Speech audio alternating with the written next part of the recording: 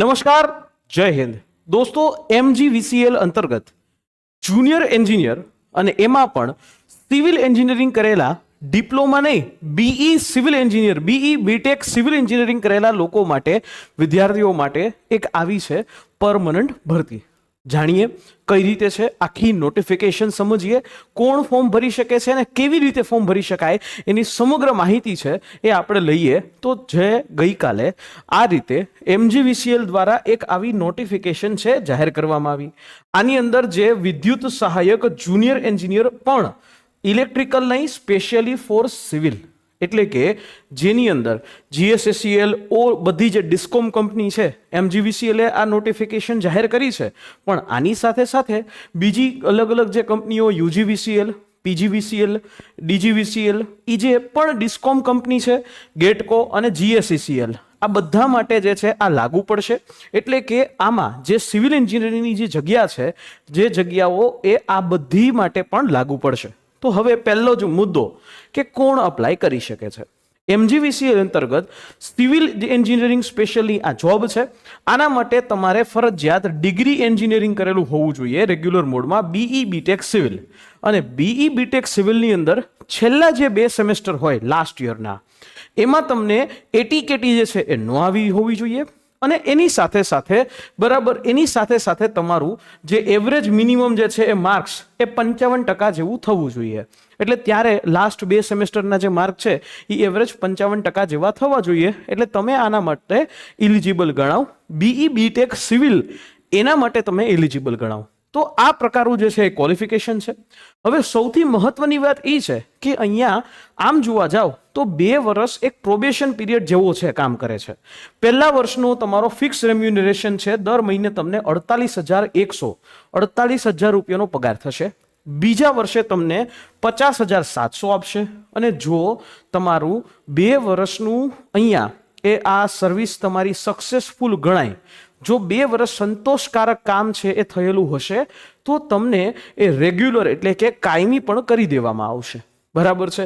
જે કાયમી જે છે એ કરી દેવામાં આવશે 2 વર્ષ બાદ. અને તમારો પે સ્કેલ છે એ આ લાગુ પડશે, 45,400 થી 1,00,000 એ જે છે 1,200. એટલે 45,400 નો જ્યારે ગ્રેડ પે હોય, સ્ટાર્ટિંગ પગાર 2 વર્ષ પછી તમારો અંદાજિત 90,000 થી લઈને 1,00,000 રૂપિયા જેવો થાય. બધું ભથ્થાઓ છે બધા એડ કરો એટલે આમાં simple education qualification BE BTech civil, અને એની સાથે સાથે તમને કમ્પ્યુટર નોલેજ છે એ હોવું જોઈએ. ઇંગ્લિશ અને ગુજરાતી ભાષાનું છે તમને જ્ઞાન હોવું જોઈએ. એજ લિમિટની વાત કરીએ તો એજ લિમિટ ઓપન કેટેગરી છે એમના માટે 35 વર્ષ છે. અને રિઝર્વ કેટેગરી છે જેમાં SC ST EWS બધા માટે 40 વર્ષ. દિવ્યાંગો હોય તો એના માટે 45 વર્ષની એજ લિમિટ છે. બરાબર? એટલે આ બધી જ વસ્તુઓ છે એ આ 15/7 જે છે 2025ના અંતર્ગત જ ગણવામાં આવશે. ઓકે, હવે જે એજ લિમિટ છે એમાં કેટલા વર્ષનું એજ રિલેક્સેશન મળશે? આપણે વાત કરી કે ભાઈ 35 વર્ષ છે એ ઓપન કેટેગરી વાળા મિત્રો માટે 35 વર્ષ છે. રેડી? તો હવે જે લોકો ફિમેલ કેન્ડિડેટ છે એમના માટે સ્પેશિયલી 5 વર્ષનું એજ રિલેક્સેશન છે. અને દિવ્યાંગ કેન્ડિડેટ છે એના માટે 10 વર્ષનું એજ રિલેક્સેશન છે. ક્લિયર? એટલે આ બધી જે એજ રિલેક્સેશન છે એ માત્ર 45 વર્ષની એજ સુધી જે છે એની મર્યાદામાં મળશે. એક્સ આર્મી મેન છે તો એના માટે 10 વર્ષનું એજ રિલેક્સેશન એ મળવા પાત્ર રહેશે. એટલે એક્સ આર્મી મેન છે એના માટે 10 વર્ષ છે. ક્લિયર? હવે જગ્યાની વાત કરી લઈએ. ટોટલ જે જગ્યા છે એ 62 છે. અને આ 62 અલગ અલગ જે કંપનીઓ છે એમાં છે.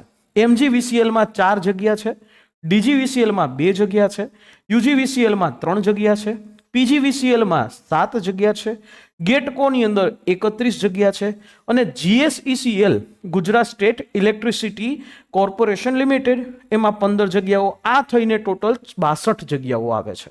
જેમાં તમને આ chart SC ST SCBC EWS અને અનરિઝર્વ કેટેગરી પ્રમાણે તમે અહીંયા જોઈ શકશો.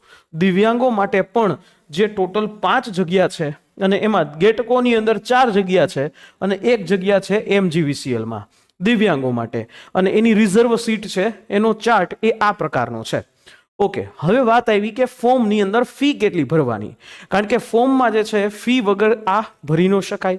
તો ઓપન કેટેગરી વાળા મિત્રોએ 500 રૂપિયાની ફોર્મ ફી છે એ આપવાની રહેશે. અને રિઝર્વ કેટેગરી વાળાએ 250 રૂપિયાની ફોર્મ ફી છે એ આપવાની રહેશે. ફોર્મ ક્યારથી ભરાશે? ફોર્મ એ 15/7 થી કેટલા તારીખથી? 15/7 થી લઈ અને 4 ઓગસ્ટ સુધી ભરાશે. ક્યાંથી ભરાશે? આ MGVCL ની વેબસાઇટની લિંક છે, ત્યાંથી આ ફોર્મ ભરાશે. સિવિલ એન્જિનિયરિંગ કરી રહેલા તમામ દોસ્તોએ આ ફોર્મ છે એ ચોક્કસથી ભરવું જોઈએ અને આની અંદર તૈયારી પણ કરવી જોઈએ. કઈ રીતે શું કરે? કારણ કે જો ગુજરાત સરકારની કોઈ પણ ભરતીમાં તમે જોશો તો અત્યારે 5 વર્ષ સુધી ફિક્સેશન છે, જ્યારે અહીંયા 2 વર્ષ, પહેલા વર્ષે તમારો પગાર 48,000, બીજા વર્ષે 50,000, 2 વર્ષની સંતોષકારક તમારી સેવા હોય એટલે તમારો પગાર છે એને તમને ફૂલ પે કરે. અને જનરલી ઓલમોસ્ટ હજી સુધી એવો કોઈ બનાવ નથી બનતો કે એ કાઢી મૂકવામાં આવે, ફૂલ પે જે છે કરી દેવામાં આવે. તમારી સેવા છે ખૂબ સંતોષકારક હોય જ છે તો તમને એનો બેનિફિટ છે જનરલી મળતો હોય. બરાબર, એટલે આ વેબસાઇટ ઉપરથી તમારે ફોર્મ ભરવાનું. હવે આની અંદર 2 સ્ટેજ છે, પરીક્ષાના 2 સ્ટેજ છે. એક છે ટિયર 1, CBT મોડમાં હોય. ટિયર 1 છે એ CBT એટલે કે કમ્પ્યુટર બેઝ ટેસ્ટ છે. ટિયર 2 છે એ ટેકનિકલ છે, એ પણ 100 માર્કનું છે. ટિયર 1 100 માર્કનું, ટિયર 2 100 માર્કનું.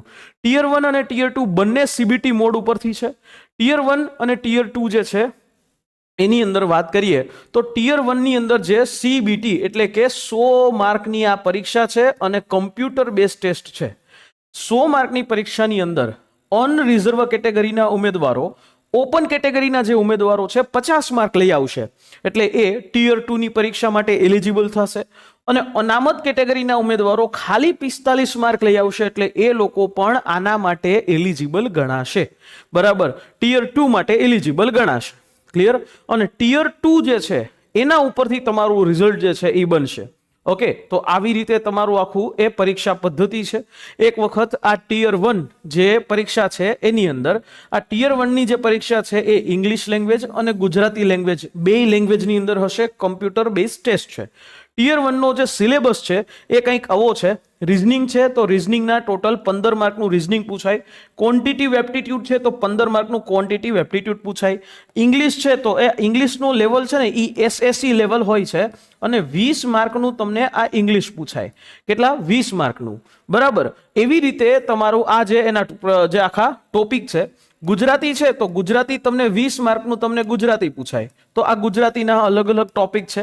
રૂઢિપ્રયોગો, કહેવતો, શબ્દ સમૂહ, જોડણી શુદ્ધિ, સમાનાર્થી અને લેખન શુદ્ધિ, ભાષા શુદ્ધિ. જનરલ નોલેજની વાત કરીએ તો જનરલ નોલેજના ખાલી 10 માર્ક છે. બરાબર, એમાં કરંટ અફેર આવી ગયું, નેશનલ ઇન્ટરનેશનલ બધું લેવલે, ઇન્ડિયન પોલિટી અને ગવર્નન્સ આવી ગયું, જીઓગ્રાફી ઓફ ઇન્ડિયા આવી ગયું, મોડર્ન હિસ્ટ્રી ઓફ ઇન્ડિયા આવી ગયું, general science and technology, economics, આના ટોટલ 10 માર્ક. અને કમ્પ્યુટર નોલેજ છે તો એના જે છે ટોટલ 20 માર્ક છે. આ રીતે થઈ અને આખી તમારી જે પરીક્ષા છે એ 100 માર્કની થાય. હવે આ જે 100 માર્ક છે એ 100 માર્કની અંદર અહીંયા આપણે વાત કરીએ, આ જે 100 માર્કમાંથી ઓપન કેટેગરી જે હશે એણે 50 માર્ક લઈ લીધા એટલે એ એલિજિબલ થઈ ગયા ટિયર 2 માટે. અને જે રિઝર્વ હશે, જે રિઝર્વ કેટેગરી હશે તો એને ખાલી 45 માર્ક આવી જાય ને એટલે આ 45 માર્કથી સીધા એ એલિજિબલ થઈ જશે નેક્સ્ટ પરીક્ષા ટિયર 2 માટે.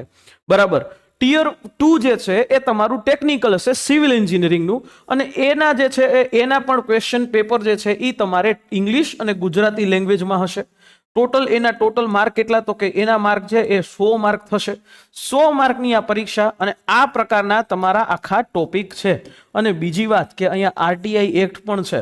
બરાબર, જો તમે આ પરીક્ષા છે એની અંદર તૈયારી કરવા માંગો છો, ટિયર 1 ની તૈયારી કરવા માંગો છો, કારણ કે એના ઉપરથી જ તમારું સિવિલનું આગળ થશે.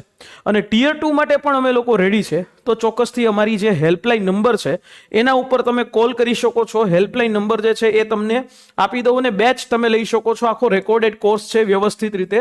9429077607 આ મારી હેલ્પલાઇન નંબર છે, એના ઉપર કોલ કરી શકો છો. હજી એક હેલ્પલાઇન નંબર આપું છું, 9327893278 463008. બરાબર, 46,308 આ હેલ્પલાઇન નંબર 2 માંથી કોઈ પણ એક ઉપર કોલ કરી અને આ જે MGVCL ની અંદરની જે બેચ છે એની પણ તમે માહિતી લઈ શકો છો. ટિયર 1 ની તૈયારી તમે વ્યવસ્થિત કરી શકો છો અને સૌથી કિફાયતી રેટ ઉપર લગભગ 1200 રૂપિયાની અંદર આખું તમારું ટિયર 1 છે એ કમ્પ્લીટ થઈ જશે. તો તમને ફાયદો જ છે, બેનિફિટ જ છે. તો ચોક્કસથી દોસ્તો એની ઉપર કામ કરી શકો છો અને તમારું રિઝલ્ટ જે છે એ રિઝલ્ટ એ સેકન્ડ એક્ઝામ છે એના ઉપરથી જ બનશે. અને જો તમે લોકો ઈચ્છો તો આપણે એની પણ તમને તૈયારી છે કરાવી અને MGVCL ની એક્ઝામ સુધી તમને પહોંચાડી દેશું. બરાબર, પાસ જે છે તમને કરાવી દેશું. ક્લિયર?